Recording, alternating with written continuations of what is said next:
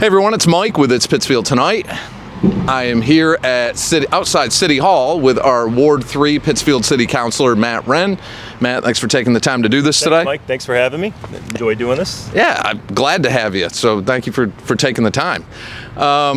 So I guess, this year, it being an election year, but Ward 3 you're uncontested this year, so you're going to be a city councilor again for another term. I guess we'll just get right into what are some of the big things that you're facing this year and some of the things you're hearing from your constituents. So my constituents, obviously, schools, the restructuring of schools, the position we've been in with the last year or so in the school district. The homeless problem downtown and the camping is still an issue. But I really try to focus on making sure that the roads are fixed for them, or I can set them up with the proper people at City Hall, and just being a voice for the people that don't know what to do, and they want help and they reach out to you, and I really feel awful if I can't help them. So my big thing is helping them figure out how to get their services and make sure that they're being taken care of and what they get when they pay their taxes. Okay, and I'm assuming, hey Bumblebee, I'm assuming potholes, things like that are very common phone call to a ward councilor. Right, yeah, potholes, trash mix, when's this road going to get fixed? Trees are always a big thing.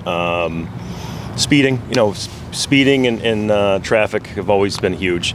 I try to go down, we got a few projects going on where we're going to try to get some, and I know everybody hates that red flag of speed bumps, but I think we need them in some neighborhoods. These people don't drive appropriately. They're too fast. They're distracted, and that's a big thing we focus on too, is trying to make sure that we can put speeding signs in or get those kiosks up with the speed limit, and just being accountable for helping out our neighbors. I would absolutely agree that speeding throughout the city, and you see continuously. I think I mentioned this to Mike Grady.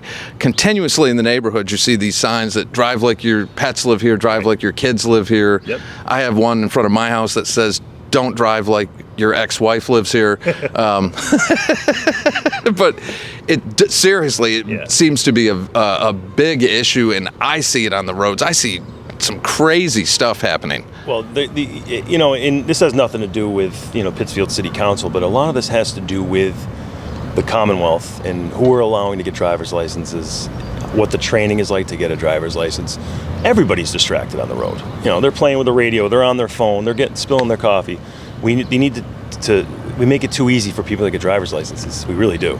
And I know everybody's entitled to it as long as, but there should be, regulations, and they have to pass certain tests to be able to get a license, and they make them too easy, I think. And that's just my opinion, obviously. There's no, legal, disclaimer there, but I just think that people are way too distracted, and they have other stuff going on, and they need to tighten up the restrictions to get a license, I think.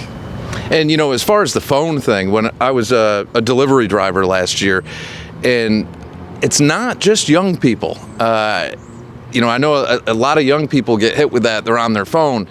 I saw people driving in their 60s and 70s, and they're going like this to check it, and it's absolutely. And I was shocked at how common that is. Like almost every car you pull up to. So that definitely. And we're all guilty. We've all had stuff. Like I'm working. I'm on the road a lot for work, and I got people texting me, calling me, and I don't know if city council stuff's calling me, and I look at my phone sometimes, but I do my best not to do it while driving. But like you said, we can sit here in the cars that go by. They're all gonna be looking down, and it's sad. And scary. Yeah. Now, how about trash? When we switched over to the toter system, did you get much feedback from your constituents on that? A little bit. The size of the toters was a problem. I disagreed with the size too, but I compromised and agreed to it. Having to pay $120, I have to pay for a second toter myself. And that was a problem for a lot of people. There was a big issue with a little bit in the beginning with the pickup service for elderly folks, the backdoor pickup. That I think has been fixed in Ward 3, but if I haven't heard, if it's still going on and people need to reach out to me and tell me, because I'd fix it for them, but that seemed to be a tough transition, but so far so good. in the big scheme of things, I think it's working. I hate to, I'll probably get canceled for this, but I think it works, and it saved the city money. And Casella's issues are Casella's issues; they're not the city's issues. But to Casella's credit, they're fixing the problems when you have them, and they're very responsive. So I think it was a success, and probably get buried for it, but I think it was successful. My only concern with that is, I was always a big proponent of totes when most of the council weren't. Right. But right now, they're still allowing, you'll see like half of the totes out there where the garbage is piled up high enough where you could fill another tote. Right. And the only concern I have with that is if they decide to start enforcing that at some point. At some point, from my understanding, is if it's pretty egregious, they do. I mean, we have city councilors in town here that do that with their trash. I've seen it with my own eyes. I've had an issue. I was away on a work trip, and my kid put out the trash. He put the plastic out instead of the paper. I was left a note. So I think eventually it is going to be a problem, because the people are going to start, like you said, stacking more and more. More people are going to start bringing trash from, they used to bring trash from out of town into Pittsfield, so I don't know if there's going to be another scheme, for lack of a better word, that people will think of, but because right now you can kind of get away with 96 gallons worth of trash on top of a 48. Right. So we'll see how that a fall day you're cleaning out your garage, and next thing you know, you filled the barrel already. You know what I mean? So right, and coming into the holidays, I think we're going to see more of that then too. Last year, I noticed that in my house. I have 3 kids, and Santa Claus came, and there was a lot. And I had to get out there and break down boxes and cut things up and consolidate. But and I recycle more now, to be honest with you. I used to just be lazy and throw everything out.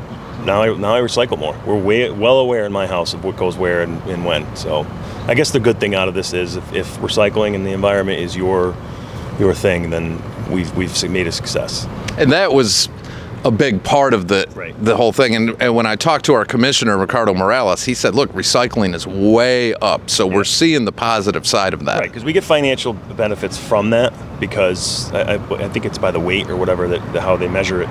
So if we get a community that predominantly recycles, and then it's going to alleviate some of the financial pressures, I think.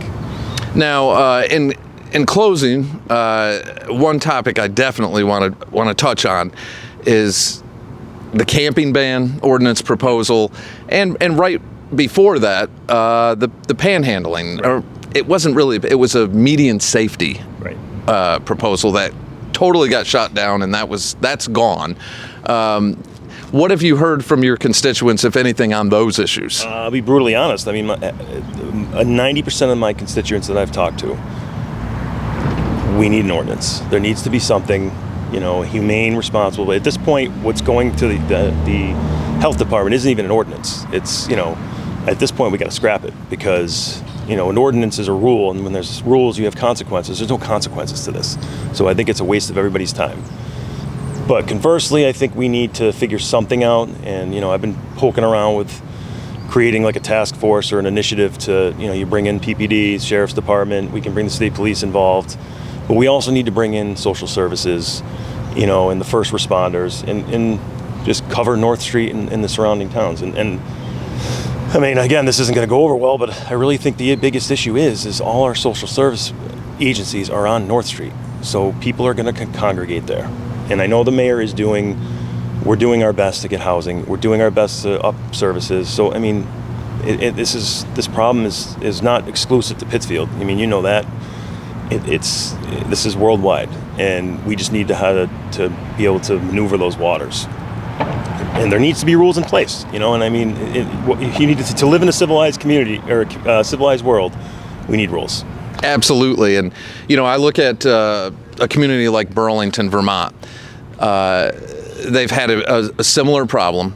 The more services they added, the more people started coming in, and they just cannot catch up, and they're becoming overrun with that. So there is a balance that has to be found, and I would completely agree that when you filled up downtown mixed in with social services, you have businesses, social services, and you take the shelter where ServiceNet kicks them out at 8 in the morning and they can't come back till 4 or 4:30 in the afternoon, right, and it's first come, first serve, yep, they're not going to go far from that shelter. Right. So where are they supposed to go?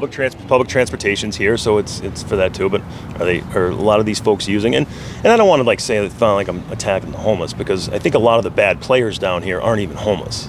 So a lot of the nonsense that's happening downtown is maybe small percentage may be a homeless person, but the mental health issues, the drug addiction issues, they're all catapulting this behavior, and I don't know, how do we fix it? How does any, and we're in a position where this is a great community, it's great people here, caring people, humane people, responsible people.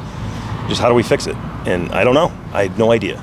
But it seems the open mic people at City Hall council meetings think they have all the answers, but I haven't heard any good solutions yet. So I think we're doing our best, and we'll figure it out. We're going to try to help these people and also help the community, because without those businesses and these people in the community, we have nothing, and they're the ones that donate. They're the ones that pick up the slack in taxes. Their business, the commercial taxes are higher.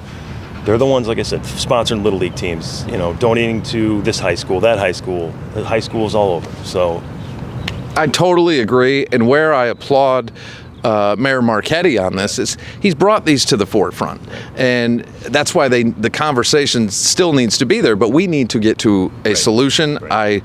When I saw the article the other day about the cameras, mm-hmm, and that business owners, and that, I think that's great, because it can identify people causing some of the problems, and if they're not people in homelessness, great, we're going to find out. So that is I've seen people, I'm enough in town. I've seen the people, then they get in their car and drive off. It's not all just homeless people. I think genuinely, maybe I'm naive, but I think a lot, in general, the real people that are struggling are trying to get help and get resources. The rest, I don't know. Maybe they don't want help, but we still have a duty owed to people to try to fix things. Absolutely, to make it fair and equitable for everyone, but you have to protect your downtown. You have to protect, this is someone coming into the community for the first time. This is the first thing they see and experience. Well, even when I was waiting, sorry to cut you off, Mike, but even when I was waiting for you a couple minutes, people walking through, you could tell they were from out of town, but they're walking around looking at the murals over here, and they're admiring the canine statue in front of the PPD. It was almost serene how quiet and nice it was. We want to keep it that way. We want to make sure people come to the city to visit or move into the city and stay, and create. And I moved back here to raise a family, and and I don't like the way it's going. Put it that way. I don't think it's not the way it was when I grew up here. Right. It's definitely changed, and things are always going to change. But I think we can do much better here, and so. In closing, what's the best way for people who already don't have your information to get in touch with you if they have any questions or anything like that? Sure. My email for the city is mrinn@cityofpittsfield.org. You can reach me that way on my Facebook page, Matt Wrinn for Ward 3. My cell phone number is posted on the city website, and call me anytime. I'm very, one thing I take most pride in is I'm very responsive.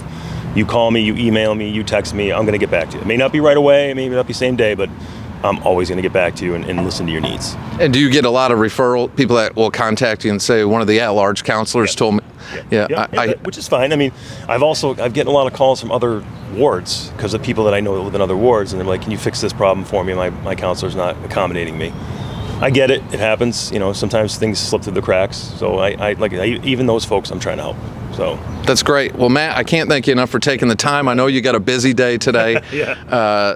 So tell the missus, you can blame me. All right. Thanks, but Mike. Thank you so much again, and I'll talk to you soon. Thank you.